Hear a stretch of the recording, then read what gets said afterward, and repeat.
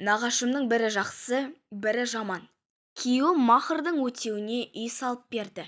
Болған оқиға. Жетімнің көрген күні құрысын. Ондайды тек әке-шешесінен ерте айырылғандар ғана түсінетін шығар. Көзің жәутеңдеп, әке-шешесінен еркелеп жүрген балаларды көрсең, ішіңдегі өкпе, сағыныш, өксік көмейіңе тас боп тіреліп қалады. Құдай ешбір баланың маңдайына жетім болуды жазбаса екен. Соны тілеймін. Бірақ пенде маңдайына жазған тағдырға бәрібір мойынсұнады екен. Әкем өмірден ерте озған екен. Ол кісінің түрі де есімде жоқ. 2 дана суретін әлі күнге дейін сақтап қойған. Сол арқылы танимын. Ал анам күйеуі қайтыс болған соң төркініне кетіп қалған. Ол да өмірден қайбір қуаныш көрді дейсіз. Жар бақытын енді сезінгенде одан айырылды. Төркініне келген соң көптің сөзі бар. Оған шыдас беруде оңай емес. Сөйтіп жүргенде нағашы әжем анамды әйелі қайтыс болған 3 балалы бір еркекке ұзатып жіберді. Ал мені өзінің қасында алып қалды. Сен енді менің қызым боласың деген сөзі есімде сақталып қалған. Ауылдың балабақшасына бардым. Сол жерде мектебінде білім алдым. Мен мектепке барған жылы нағашы әжем өмірден өтті де кіші аға жеңгемнің қолында қалдым. Өмірім шекер мен бал болған жоқ. Анамның кіші інісінің мінезі шатақтау еді. Үнемі өз балаларынан бөлектеп, сенің шешең ақша салмай кетті, саған әперетін менің ақшам жоқ деп киім әпермей қоя салатын. Солардың қыздарынан қалған құтқанды мүсе тұтып жүре беруші едім. Анамның үлкен інісі Болатбек ағамның маған дегенде көңілі ерекше болды. Інісінен кешіренген, отбасын құра сала қалаға қоныс аударған. Бірақ айына 2 рет арнайы келіп, маған тәттілерді үйіп төгіп әкелетін. Болатбек ағамды ерекше күтуші едім. Ол келсе менің 2 күнім естен кетпейтін мерекеге айналатын. Қорадағы атты ерттеп, үстіне мені отырғызып, ауылды айналып қайтушы едік. Басқа күндері Мұратбек ағам атының маңайына жолатпайтын. Жолатпайды деп қоям. Атқа мінуге бос уақытым болмайтын. Жеңгем үйдің жұмысына жегіп қояды. Солардың балаларына қараймын, есіктің алдын сыпырам, бітпейтін тірлік еді әйтеуір. Бір жолы жеңгем кішкентай баласын маған қалдырып, көрші үйдің құдалығын көруге кеткен.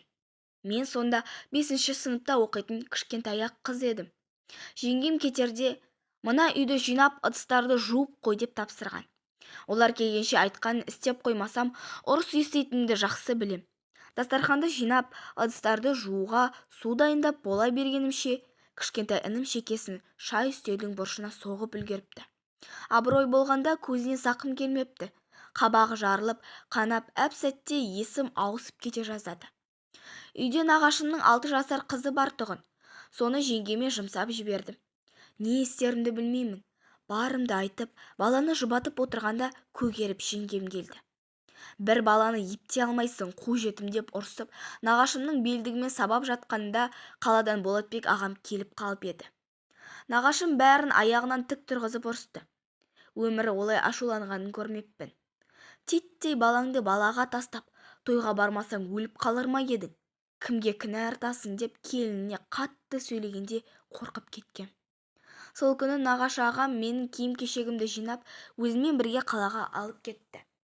Сен енді біздің үйде тұрасың деп, маңдайымнан сүйіп, жетектеп, өздері тұрып жатқан 2 бөлмелі жалдамалы пәтерге ертіп әкелді. Өздері әрең күндерін көріп отырса да, жеңгем де, олардың 3 қызы да мені құшақ жая қарсы алды. Сол сәттен бастап, менің көзімнің жасы құрғады. Қысылмай, емін-еркін тамақ жейтін жағдайға жеттім. Қалауымды ашық айта алам. Ағам мен жеңгем өздеріне жетпей тұрса да, көңілімді жықпай, шамасы келгенше ұнатқан затымды сатып әперетін. Сен жақсы оқып, жоғары білімді грантпен алуға тиіссің. Сабақтан басқаға көңілің алаң болмасын деп нағашым шарт қойды. Оның маған деген сенімі берген ақ батасы шығар. Мектепті алтын белгімен бітірдім. Астанаға оқуға түсіп, оны қызыл дипломмен аяқтап шықтым.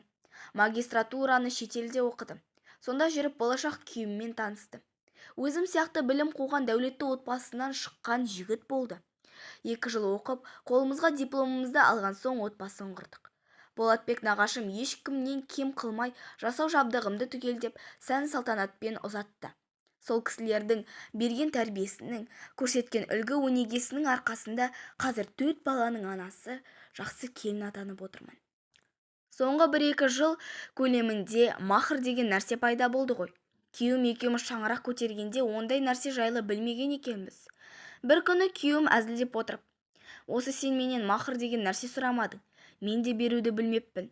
Бермесең мойныңда қарыз боп қалатын нәрсе екен. Құдайға шүкір, не сұрасаң да жағдайым жетеді ғой. Айтшы, қалағаныңды әперейін" деді. Расында да жағдайымыз жақсы, табысымыз жеткілікті. Сол себепті күйеуімнен бұған дейін маған мынадай керек деп сұрап көрмеппін. Қалауымның бәрін өзі айтқызбай әперетін. Осы жолы шындап сұрадым: "Қалағаныңның бәрін орындайсың ба?" деп тағы нақтылап сұрадым. "Орындаймын, айтсаң болды" деп жігіттік уәдесін берді.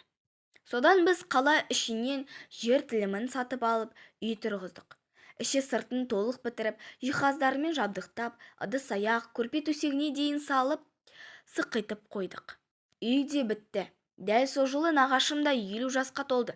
Ол қыздармен ақылдасып мейрамханада банкет ұйымдастырдық. Ол кісілерге айтпай қонақтарды шақырып, бәрін дайындап, өзіміз ғана отырамыз деп нағашым мен жеңгемді ертіп келгенде, қонақтар алдынан улап, шулап күтіп алғанда, өздері таң-тамаша болды. Сол кеште күйеуім екеуміз сөз сөйлеп, салған үйіміздің іргетасы қаланған кезден бастап түсірген видеосын үлкен экраннан көрсетіп, кілтін қолдарына ұстаттық. Мені ұзатып, одан 3 қызын тұрмысқа беріп, өздеріне үй алуға мүмкіндіктері болмай, әлі күнге дейін жалдамалы пәтерде тұрып жатқан нағашым қуаныштан жылап жіберді. Менің жағдайымды түсініп, нағашымның адамгершілігін, маған сіңірген еңбегін ескеріп, қалауымды орындаған жолдасыма да сол жерде алғыс айттым. Айдың жартысы жарық, жартысы қараңғы демекші, менің де жарыққа шығар кезім келген екен. Жетімдіктің тауқыметін көп тартсам да, Құдай өмір жолымды жақсы адамдармен кездестірді. Егер сіз де дәл қазір қиналып, айналаңыздағы адамдардан қолдау таппай жүрсеңіз, жақсылықтан күдер үзбеңіз. Түбінде бір қуанышқа кенелесіз. Ал жағдайыңыз жақсарып, дәулетіңіз асып тасыған уақытта өзіңізге қол ұшын берген адамдарды әсте ұмытпаңыз.